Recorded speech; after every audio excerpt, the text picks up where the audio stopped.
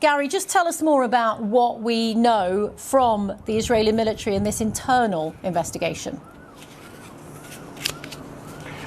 Well, I think we're seeing in this report that the Israeli army has come some distance from its initial description of what happened a week after the incident at the end of March. But even given that, it's still saying that this was, in a sense, an operational misunderstanding in terms of the deaths of the 14 medics and civil defence workers. In terms of the killing of the UN worker, they're saying that was a breach of orders, and they are dismissing, as you said, the deputy battalion commander from the Golani brigade there. So that is unusual for the Israeli army to actually dismiss someone, but that is a field commander on the ground. What else?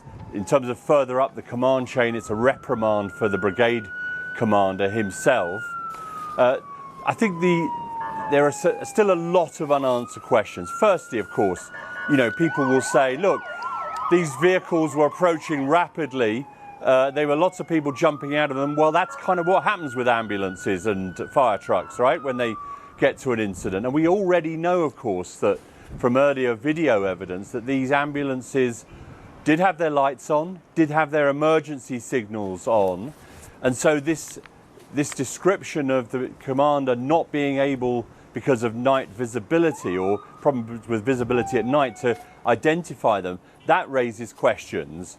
Also, I think they are now continuing to assert that 6 of those who died, 6 of the 14 ambulance workers and civil defence workers, were retrospectively, as they put it, identified as members of Hamas. Now, they have not produced any evidence for that.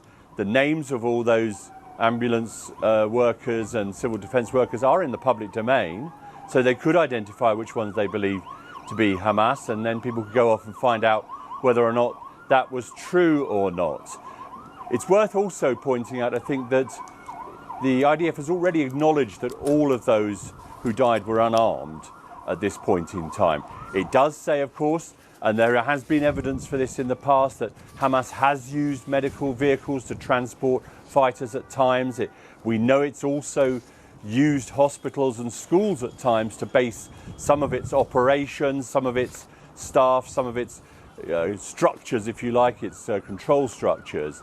But I think this does really mark a bit of a low point for the Israeli army in terms of this incident, because this is one of the bloodiest involving the killing of medical workers specifically and rescue workers, if you like, during this whole war. And Gary, I spoke to the Palestine Red Crescent after this all happened, and they were adamant that they wanted an independent investigation. I'm assuming we don't yet have reaction from them, but I'm guessing that this is unlikely to satisfy those who were calling for an independent investigation. I think that's certain to be the case.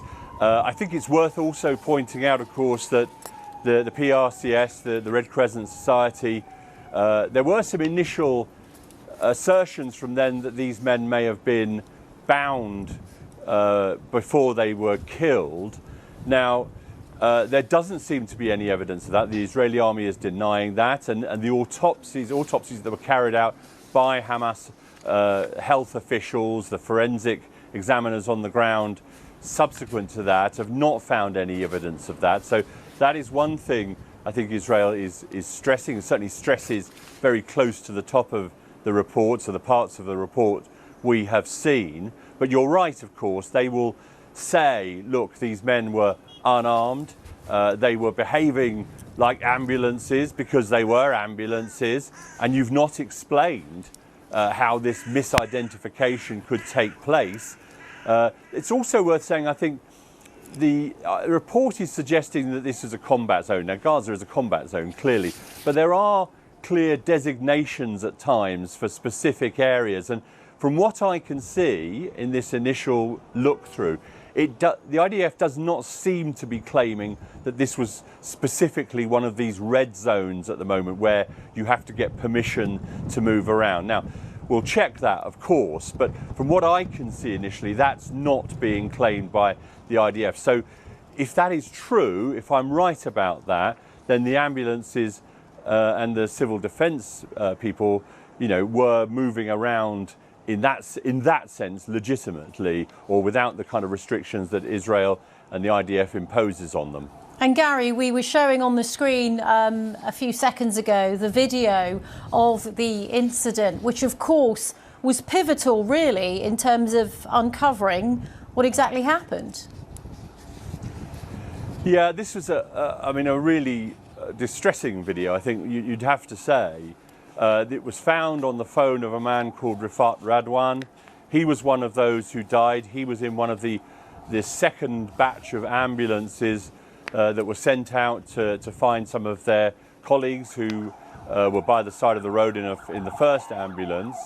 And there's quite a lot of time where you hear him praying, you hear him aware, I think, that he's going to die.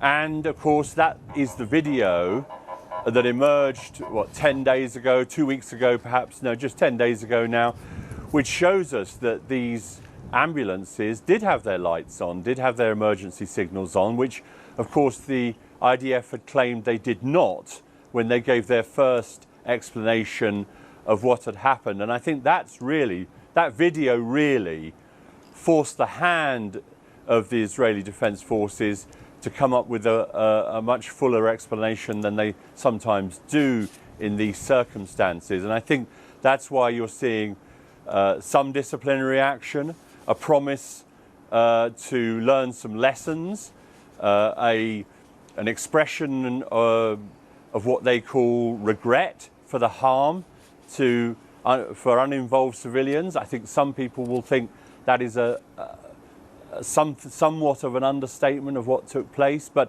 yeah, I don't think this is going to go away in any sense at this point in time, and the pressure will be kept up.